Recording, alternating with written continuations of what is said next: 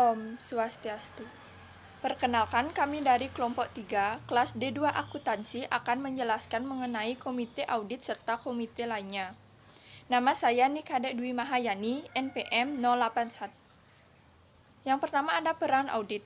Peran audit terdiri dari yang pertama pemenuhan GCG perusahaan, yang kedua berperan dalam menerapkan Enterprise Risk Management atau ERM yang berhubungan dengan metode dan prinsip mengenai pengelolaan risiko serta peluang untuk mencapai tujuan perusahaan. Yang ketiga, sebagai mitra auditor internal yang membantu tugas Satuan Pengawasan Internal atau disingkat SPI dalam melakukan audit internal. Dan yang terakhir, memberi nilai tambah bagi auditor internal untuk memuaskan dan menyusun laporan keuangan untuk direktur utama. Selanjutnya ada tugas, tanggung jawab, dan wewenang komite audit.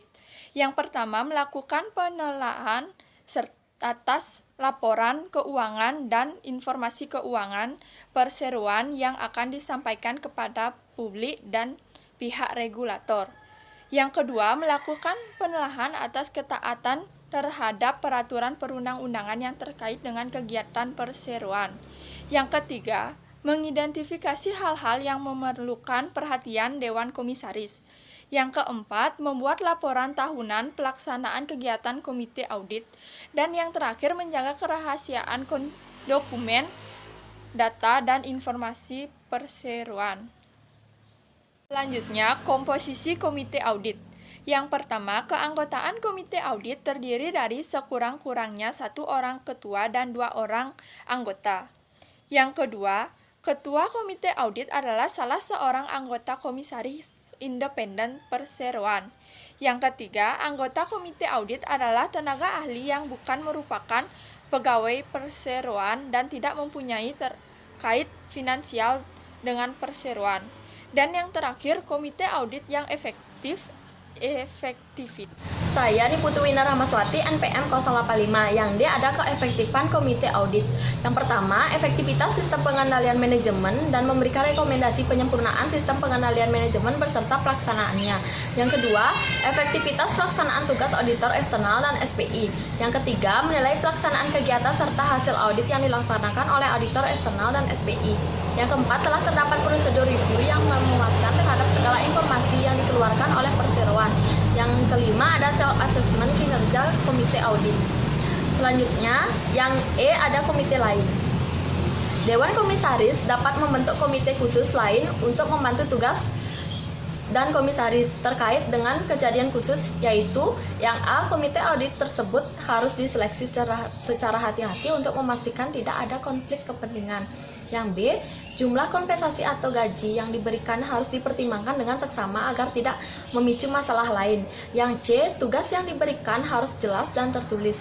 Yang D, apabila komite tersebut bertindak sebagai pihak yang memiliki kepentingan atas perusahaan, maka anggota tersebut tidak boleh memanfaatkan sumber daya perusahaan. Yang E, komite tersebut harus bekerja dengan informasi yang memadai. Yang F, komite government atau strategi. Komite government atau strategi bertugas menyusun agenda bagi Dewan Komisaris untuk menentukan isu-isu apa dan sejauh mana harus didiskusikan dengan manajemen. Komite ini bertanggung jawab untuk membantu Dewan Komisaris mengkaji pelaksanaan GCG serta menyeluruh yang disusun oleh direksi serta menilai konsistensi penerapannya, termasuk yang terkait dengan etika perusahaan dan tanggung jawab sosial perusahaan atau CSR. Kemudian yang G ada komite komisaris independen eksternal. Apabila direktur utama perusahaan atau CEO juga bertindak sebagai ketua dewan komisaris, maka harus dibentuk komite dewan komisaris yang independen dan berasal dari pihak eksternal untuk menjaga independensi dewan komisaris dari pengaruh manajemen dan CEO. Komite ini terdiri dari dewan komisaris non eksekutif dan harus terlibat dalam fungsi pengawasan. Saya Iputu Agus Darmoyasa, NPM 091. Saya akan melanjutkan presentasi dari Winda.